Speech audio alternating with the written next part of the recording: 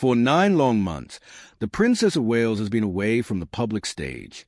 The absence of Catherine Middleton, wife of Prince William and future Queen Consort of the United Kingdom, has been one of the most closely followed stories in Britain and beyond. Now, with whispers of a possible return beginning to circulate, attention is turning once again to the poised and beloved royal whose every step is watched by millions. It was back in March of 2024 when the world first learned the devastating news. Catherine had been diagnosed with cancer. The announcement shook the monarchy and the public alike, for she had always appeared to embody vitality, grace, and quiet resilience. Following her doctor's strict advice, she stepped away from all official duties and retreated from the constant gaze of the cameras. Public appearances stopped, engagements were cancelled, and the rhythm of her life narrowed to treatments, medical consultations, and time with her young family. For months, there was silence from Kensington Palace, punctuated only by carefully worded updates. Friends spoke of the strain, but also of Catherine's determination. Behind palace gates, the focus was singular: her health, her recovery, and her family. She is, after all, not only a future queen but also a mother of 3 children whose lives revolve around her presence.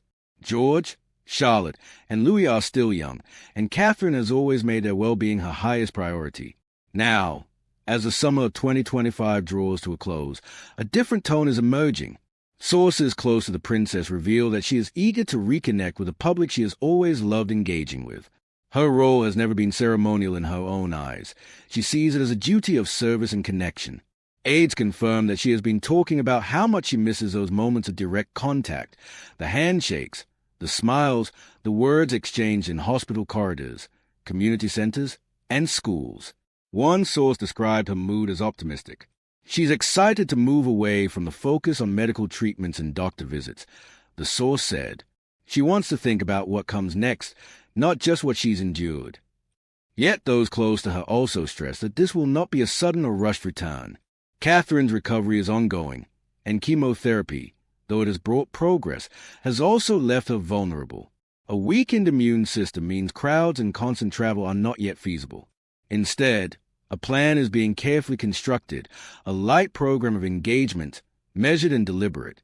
Palace officials say she intends to take on more responsibilities slowly, balancing her health with her duties. This is not the triumphant return of someone fully healed, but the cautious re-entry of a woman still navigating the long road back. The royal couple has made adjustments at Kensington Palace to accommodate this new phase. William and Catherine are expanding their team, preparing for a future when her engagements increase again.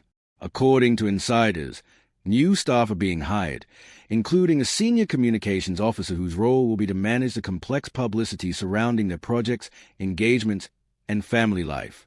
The job description emphasizes discretion, tact, and the ability to handle sensitive matters, qualities necessary when working with a couple whose every move is subject to global scrutiny. The public, of course, longs for visible confirmation. Hopes are pinned on key upcoming events. There is talk that Catherine wishes to attend the Festival of Remembrance with her family in November and join the royal family for the Remembrance Sunday service at the Cenotaph.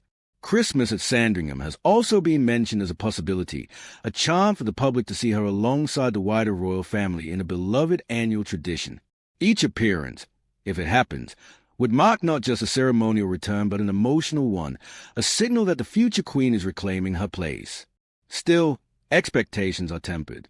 For some of the grander events on the royal calendar, such as the Earthshot Prize Awards in Cape Town this November, most royal watchers do not expect Catherine to attend. William will represent them both. Long-distance travel, long ceremonies, and the glare of the world's cameras are simply not realistic yet. Her engagements, when they resume, will be closer to home, lighter in scope, and designed to ease her gradually into public life again. Despite the limitations, there are encouraging signs. Those who know Catherine well say she is restless in the best sense of the word, longing to be active again, to immerse herself in causes she champions. She has always drawn strength from her wake, whether it is visiting early childhood centers, supporting mental health initiatives, or championing the environment. These are not boxes to tick, but passions she holds deeply. Over the summer, Catherine and William spent a restful period with their children at Anmer Hall in Norfolk. Away from the pressures of London, the princess was able to focus on her health while also enjoying the family life she cherishes. Yet even in this quieter setting, she remained engaged behind the scenes. Reports say she continued to work from Windsor, holding regular meetings with aides and discussing the future of her initiatives. Plans were drawn up for the Royal Foundation and for her Centre for Early Childhood, two projects that remain close to her heart. Palace officials stress that updates on these meetings will only be given when appropriate, respecting her privacy while acknowledging the public's deep interest. There have already been glimpses of a determination to reconnect. In June, Catherine made a long-awaited public appearance at Trooping the Colour, her first official outing since Christmas Day 2023. Crowds cheered as she appeared radiant, smiling from the carriage and waving to well-wishers. A month later, she attended the final day of Wimbledon, where she is a patron and familiar presence. The stadium erupted in a standing ovation, a moment that visibly moved her. These appearances, while limited, carried enormous symbolic weight. They reminded the world that she remained committed to her role, even if only in flashes for now.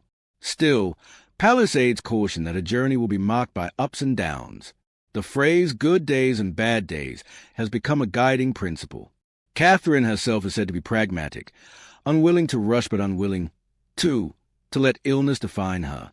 Those around her emphasize that she is not setting rigid timetables. Recovery, after all, is unpredictable.